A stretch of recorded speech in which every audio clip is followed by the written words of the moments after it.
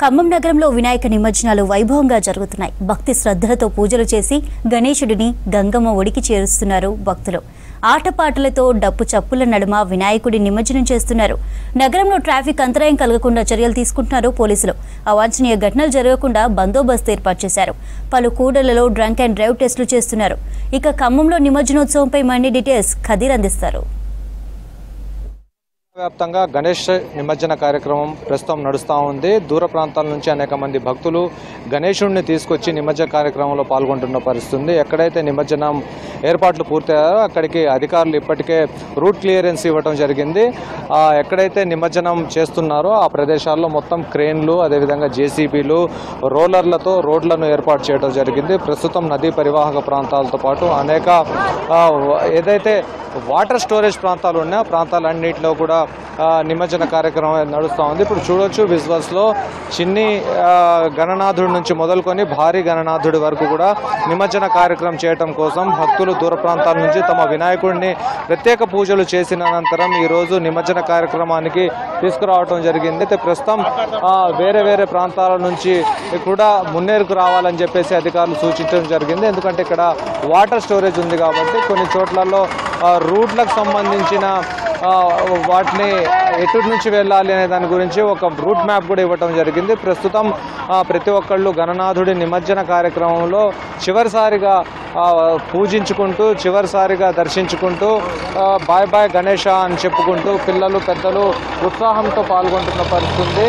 ఇక్కడ దూరంగా ఉండాలని చెప్పేసి పదే పదే వాళ్ళు కోరుతూ ఉన్నారు. అదేవిధంగా గణేష్ ఉత్సవ కమిటీల ఆధ్వర్యంలో ఏర్పాటు చేసిన గణేషులతో పాటు అపార్ట్మెంట్లలో, విల్లాలలో, స్థానిక కాలనీలలో, గ్రామాలలో ఈసారి భారీగా విగ్రహాలను ఏర్పాటు చేయడం జరిగింది. దాదాపుగా ఖమ్మం జిల్లాలో చూస్తే 2,500 విగ్రహాలు, అదేవిధంగా భద్రాద్రి కొత్తగూడెం జిల్లాలో 1,600 విగ్రహాల వరకు ఏర్పాటు చేయడం జరిగింది. ఇప్పటికే ఖమ్మం జిల్లాలో నిన్న మొన్నటి వరకు 250 విగ్రహాల వరకు నిమజ్జన కార్యక్రమాన్ని పూర్తి చేసుకున్నాయి. అయితే ఈరోజు 11 గంటల నుంచి నిమజ్జన కార్యక్రమం అనేది ప్రారంభమైంది. ముందుగా ఎవరైతే నిమజ్జన కార్యక్రమం వద్దకు వస్తున్నారో ఇద్దరిని మాత్రమే లోపలికి ఎలో చేస్తున్న పరిస్థితి.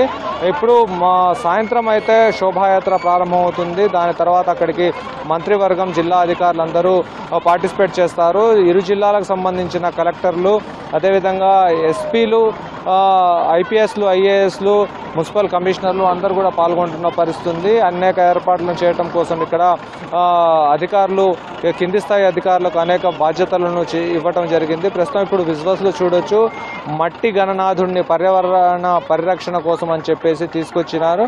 అయితే ఆ విగ్రహాన్ని అలా పెట్టగానే అందులో నిమజ్జనం అయిపోతున్న పరిస్థితి. ఇప్పటికే రెస్క్యూ టీంని, అదేవిధంగా గజ ఈతగాళ్లను కూడా అనేక మందిని ఇక్కడికి తీసుకురావడం జరిగింది. ఒకవేళ అవాంఛనీయ సంఘటన జరిగితే ఎమర్జెన్సీ కోసం అని చెప్పేసి గజ ఈతగాళ్లు కూడా ఇక్కడికి రావడం జరిగింది. ఇప్పుడు దీనిపైన మున్సిపల్ శాఖ ఎక్కువగా ఫోకస్ చేస్తూ ఉంది. వీరితో పాటుగా అటు ఎలక్ట్రిసిటీ అధికారులు, రెవెన్యూ అధికారులు అందరూ సమన్వయం చేసుకుని నిమజ్జన కార్యక్రమం పూర్తి చేయడం కోసం అధికారులు సమాయత్తమై ఉన్న పరిస్థితి. ఇక్కడే ఒక ప్రైమరీ హెల్త్ సెంటర్ని కూడా ఏర్పాటు చేయడం జరిగింది. దాంతోపాటు ఎమర్జెన్సీ కోసం ఇక్కడ వైద్యుల్ని నియమించారు. దాంతోపాటు పోలీసు కూడా ఎక్కువగా పహారా కాస్తున్న పరిస్థితి. ఏదైతే నిమజ్జన కార్యక్రమం జరుగుతుందో ఆ కార్యక్రమం వద్దకు ఎవరు రాకుండా అధికారులు అడ్డుకుంటా ఉన్నారు. ఎక్కువగా రావద్దు, ఈత రాని వాళ్ళు సమీప ప్రాంతానికి, లోతట్టు ప్రాంతానికి రాకూడదు అని చెప్పేసి కోరుతున్న పరిస్థితి. కొంతమంది భక్తులతో మనం మాట్లాడే ప్రయత్నం చేద్దాం. ఎక్కడి నుంచి వచ్చారండి?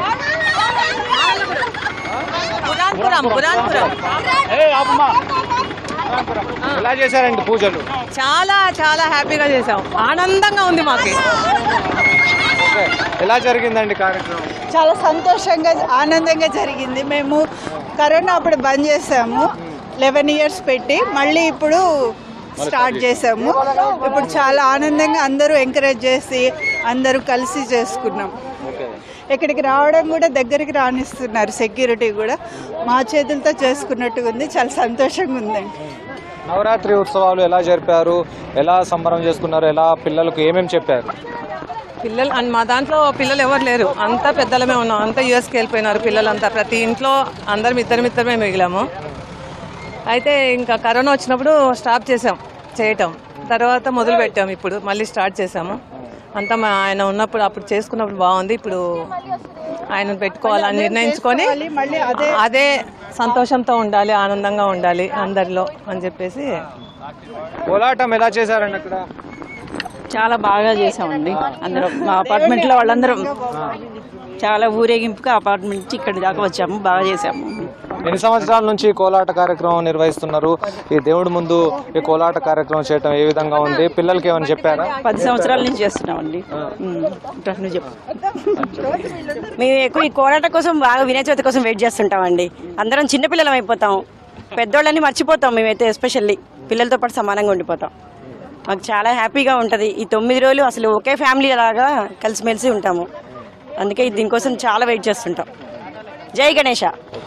అంటే గణేశుడి నిమజ్జన కార్యక్రమం కోసం దూర ప్రాంతాల నుంచి రావడమే కాకుండా ఐక్యతను పెంపొందించే విధంగా ఈరోజు గణేశుడిని నిమజ్జన కార్యక్రమంలో పాల్గొనడం జరుగుతుంది. వినాయక చవితి వచ్చిందంటే చాలు తమ ఇండ్లలో ఆనందోత్సవాలు ఉంటున్నాయి. అనేక మంది ఇక్కడికి చేరుకొని ఈ వినాయక చవితికి సంబంధించిన సంబరాల్లో పాల్గొనడం జరుగుతుంది. కోలాటం దగ్గర నుంచి మొదలుకుంటే అనేక నృత్యాలు, అనేక విధాలుగా సంబరాలు, ప్రత్యేక పూజలు జరుపుకుంటూ గణనాథుడిని స్మరించుకుంటూ ఈరోజు నిమజ్జన కార్యక్రమం చేస్తుంటే బాధగా ఉందని చెప్పేసి వాళ్ళ ఆవేదన కూడా వ్యక్తం చేస్తున్న పరిస్థితి.